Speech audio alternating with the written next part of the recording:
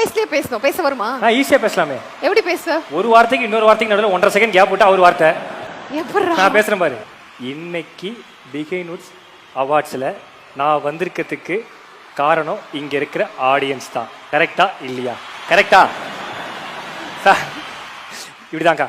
என்ன கேள்வி வேணா கேளு, அவர் மனசாட்சி நான் பதில் சொல்றேன். என்ன விஷயம் கேட்டா சொல்வேன். சொல்லு. கோமாளிக்கும் லவ் டுடேக்கும் என்ன வித்தியாசம்? 3 வருஷம் வித்தியாசம்.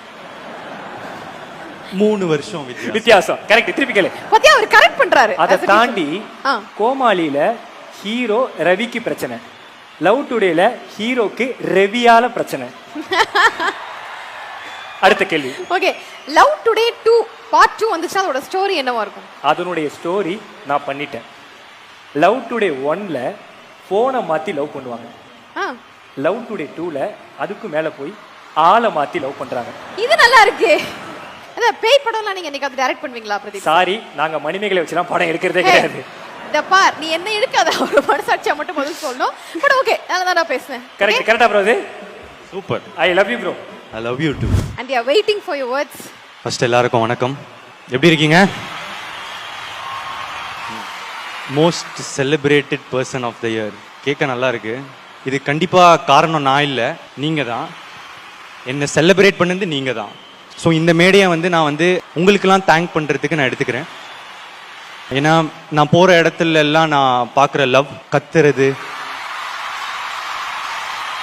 இல்லை என்கிட்ட நான் உங்களுக்காக இருக்கேன், சப்போர்ட் பண்ணுறேன், நான் உங்கள் ஃபேன் அப்படிலாம் சொல்கிறாங்க. அது ஒரு ஸ்பெஷலான ஃபீலிங். அன்கண்டிஷனல் லவ் இருக்கும். எந்த எதிர்பார்ப்புமே இல்லாமல் இவங்களுக்காக என்ன வேணால் செய்யலாம் அப்படின்னு தோணும். அது எனக்கு இப்போது நடக்கும் போது நான் ஒன்று தான் அவங்களுக்குலாம் சொல்லிக்க விரும்புகிறேன். பிரதீப்காக நான் இருக்கேன் அப்படின்னு சொல்கிறவங்க, எனக்கு சப்போர்ட் பண்ணுறவங்க, அவங்களுக்காக நான் எப்போவுமே இங்கே இருப்பேன். இனிமேல் உங்கள் ஹாப்பினஸ் தான் என் ஹாப்பினஸ்.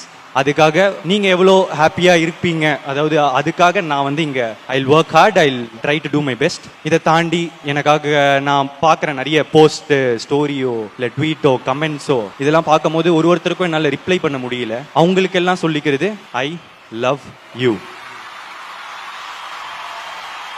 இது நான் ஒருத்தருக்கும் சொல்கிறேன். இது பப்ளிக்காக இல்லை, பர்சனலாக எடுத்துக்கோங்க. Thank you so much. Okay, fans request Pradeep அவர்களும் யோகி அவர்களும் ரேம்ப் வாக் நீங்க அப்படி ஃப்ரண்ட்ல போயிட்டு வருவீங்களா? fans request